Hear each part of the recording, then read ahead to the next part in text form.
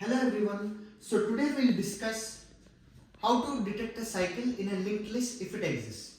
So for example, let us take a linked list, something like this. Okay. Now as we know, a linked list is called circular or having a cycle if one of its element is connected to a previous element, right? Now let's say this is the head and we'll have two pointers, slow and fast. The slow pointer moves one step ahead and the fast pointer moves two steps ahead. So when we initiate these two pointers, if they never meet, that means it's a linear list because the fast pointer keeps skipping ahead and it will never be caught up by the slow pointer. However, if there is a cycle, if there is such a cycle, they'll always meet. Where? Inside the cycle, always, because this element is a linear element. They cannot meet here. So they can meet only inside the cycle, right? Now, without loss of generality, let's say the slow pointer is here somewhere, without loss of generality, and the fast pointer would be ahead of it, somewhere here. Now, once inside the cycle, these two pointers are stuck forever inside the cycle, right? And the distance between them will always decrease by 1 unit with each time step. Because let's say the distance is some a, in the next step it would be a minus 1 because the fast pointer is moving 2 steps ahead and chasing the slow pointer. So we have established that they'll always meet inside the cycle. Now, without loss of generality, let's say they met at some element, right? This is the meeting point. And this is the start of the linked list, right? Now, observe carefully, the fast pointer must always complete at least one loop before meeting because it enters the loop first. So when the fast pointer enters the loop, the slow pointer might be somewhere here, and it has to complete this whole loop and then meet the slow pointer. Okay. So now observe.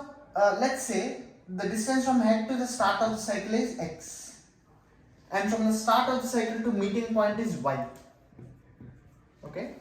And let us say from the first time the fast pointer reaches the meeting point, the distance covered by the fast pointer to the start is z. Now the fast pointer can actually complete several loops, but we don't care, right? The whole distance is called z till here. Okay, so once again this distance will be y. This is just before meeting the slow pointer. Now observe carefully, what is the distance covered by the slow pointer? It's x plus y. What is the distance covered by the fast pointer? I want you to pay attention here because the fast pointer sort of covers the loops. It is x. Visualize. What is fast pointer doing? It comes here, it travels distance x, it goes here, it travels a distance y. Now this z, what is this z? This is very important. Z is the distance covered by the fast pointer from the first time it crossed the meeting point to the final time it reaches the starting of the cycle. That is very, very important because this, so fundamentally this z might be having many loops, but it's the distance between the first time, the distance covered by the fast pointer between first time it goes past the meeting point to the last time it goes to the starting point. Now once it reaches the starting point for the last time, the distance to meeting point is simply y. Now what is the relationship between these two distances? This distance should be twice that of this distance because the fast pointer is moving at a pace twice that of the slow pointer.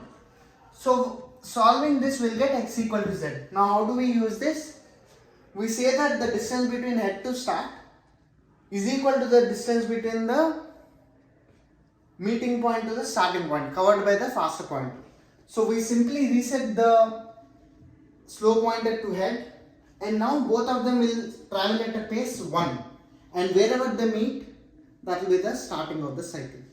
This is because x equal to z.